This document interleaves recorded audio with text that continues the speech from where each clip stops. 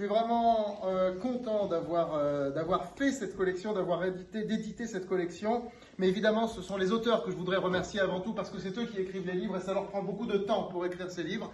Nous les éditons. Et je remercie aussi la FAT d'en faire la promotion parce que c'est la FAT qui n'arrête pas de communiquer, la FAT fait un travail remarquable. Et nous avons 6 livres, hein, donc nous avons entamé le projet en début d'année. Maintenant, je vais pouvoir m'asseoir pour faire plaisir à son président, à la FAT. Mais je voulais vraiment vous les montrer et être devant, quoi. Un livre, ça se touche. Je suis désolé, ça se touche. Un livre, c'est un objet, c'est quelque chose qui vit.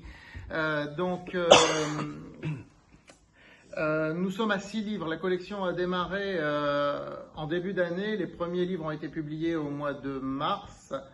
Nous sommes au mois d'octobre, nous en avons publié 6. Je crois qu'il n'y en aura pas d'autres qui sera publié sur l'année 2024. En tout début 2025, il y a Fibonacci de Daniel Cohen de Lara. Je rigole parce qu'il m'a dit après ça j'arrête, hein, j'aurais tout dit, tout ce que je peux dire. Les chandeliers, Ishimoku, Bollinger, Fibonacci. Donc Fibonacci, j'ai vraiment voulu faire un livre sur Fibonacci parce qu'il n'y en a pas en français. Il n'y a aucun livre. D'ailleurs, sur les oscillateurs aussi, il n'y en a pas. Hein. Sur les oscillateurs aussi, il n'y en a pas. Ce sont des sujets où on trouve des livres en anglais, mais en français, il n'y en a pas. Alors, autant sur les chandeliers, il y en a quelques-uns. Sur les figures chartistes, il y en a quelques-uns, mais pas beaucoup. Hein, pas beaucoup. Sur Ishimoku, aussi, il y en a quelques-uns. Mais sur Fibonacci et sur les oscillateurs, il y en a 0 en France. Et je suis vraiment étonné d'ailleurs qu'il n'y ait pas de livre sur Fibonacci en français, alors qu'en anglais, en langue anglaise, il y en a peut-être une dizaine, une quinzaine des livres sur Fibonacci. C'est quand même quelque chose qui est très utilisé dans l'analyse technique. Donc c'est notre prochaine sortie. Et puis nous espérons bien sûr sur 2025 poursuivre la collection sur d'autres thèmes, sur d'autres sujets et continuer bien sûr de la faire vivre. Voilà, donc s'il y a des vocations, si certains d'entre vous se sentent assez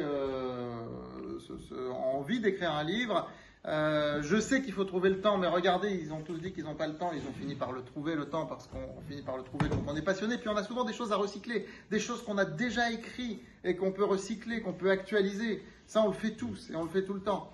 Hein, donc vous n'hésitez pas surtout. Voilà, écoutez, je vous remercie en tout cas de l'attention que vous prêtez à cette collection et puis n'hésitez pas aussi à en parler, à en faire la promotion donc sur les réseaux sociaux. Donc le tout dernier, je répète, le tout dernier c'est les oscillateurs et leur divergence de Antoine Quesada qui est venu spécialement d'Espagne pour cette soirée. Ce soir, il a quitté quelques jours une région magnifique que je connais qui est superbe. Voilà, je vous remercie.